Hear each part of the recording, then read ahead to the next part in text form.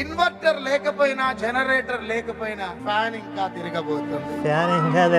ఎప్పుడు చెప్పాడు ఇది? సంవత్సరం క్రితం చెప్పాడు. అంటే ఆల్రెడీ వైసీపీ అధికారంలో ఉంది, ఇంకా తిరగబోతుంది, మళ్ళీ అధికారంలోకి రాబోతుందని చెప్తున్నాడు అనమాట.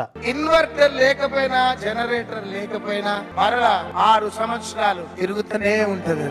అది అంటే అప్పుడే అధికారంలోకి వచ్చి 4 సంవత్సరాలు అయింది కదా, ఆ సంవత్సరం రాబోయే 5 సంవత్సరాలు మొత్తం కలిపి ఇంకా 6 సంవత్సరాలు వైసీపీ అధికారంలో ఉంటుందని చెప్తున్నాడు.